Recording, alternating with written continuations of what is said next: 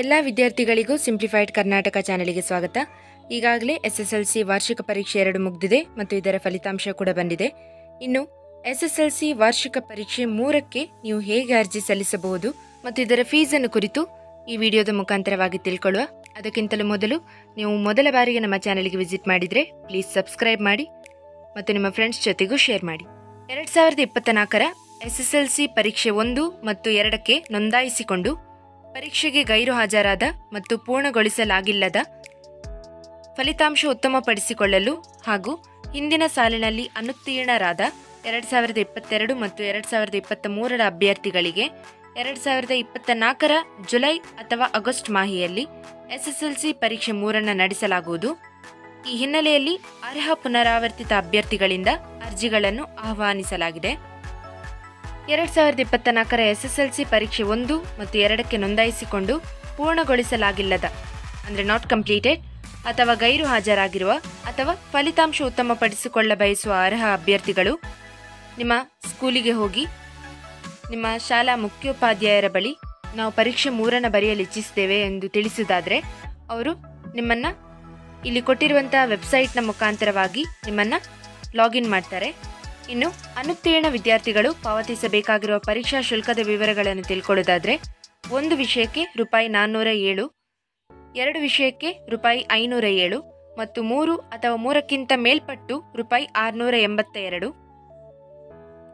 ಇಲ್ಲಿ ವಿದ್ಯಾರ್ಥಿಗಳು ಗಮನಿಸಬೇಕಾದ ವಿಷಯ ಏನೆಂದರೆ ಪರಿಶಿಷ್ಟ ಜಾತಿ ಮತ್ತು ಪರಿಶಿಷ್ಟ ವರ್ಗದ ಹಾಗೂ ವಿಭಿನ್ನ ಸಾಮರ್ಥ್ಯವುಳ್ಳ ವಿದ್ಯಾರ್ಥಿಗಳಿಗೆ ಮಾತ್ರ ಪರೀಕ್ಷೆ 3ಕ್ಕೆ ಪರೀಕ್ಷಾ ಶುಲ್ಕದಿಂದ ವಿನಾಯಿತಿ ನೀಡಲಾಗಿದೆ.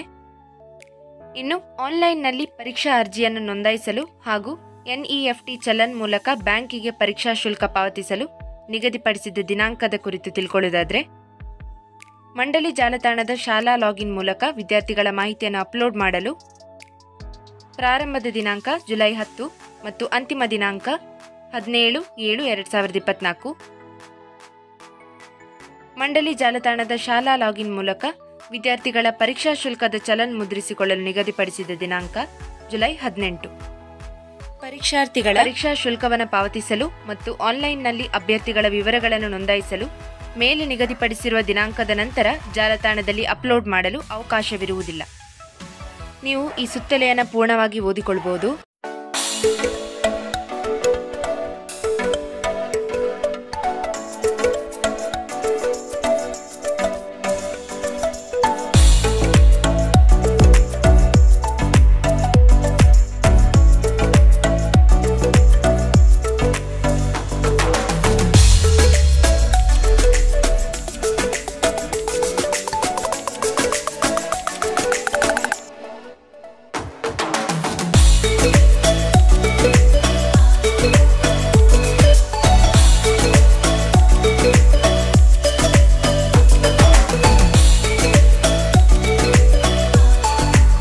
ಹಾಗೆಯೇ SSLC ವಾರ್ಷಿಕ ಪರೀಕ್ಷೆ 2ರ ಸ್ಕ್ಯಾನ್ಡ್ ಪ್ರತಿಯನ್ನು ತರಿಸಿಕೊಳ್ಳಲು ಹಾಗೂ ಮರು ಎಣಿಕೆ ಮತ್ತು ಮರುಮೌಲ್ಯಮಾಪನಕ್ಕಾಗಿ ಅರ್ಜಿ ಸಲ್ಲಿಸಲು ಕೊನೆಯ ದಿನಾಂಕ ಮತ್ತು ಇದಕ್ಕಾಗಿ ನೀವು ಪಾವತಿಸಬೇಕಾದ ಶುಲ್ಕದ ವಿವರದ ಕುರಿತು ನಾನು ವಿಡಿಯೋ ಈಗಾಗಲೇ ಮಾಡಿದ್ದೇನೆ.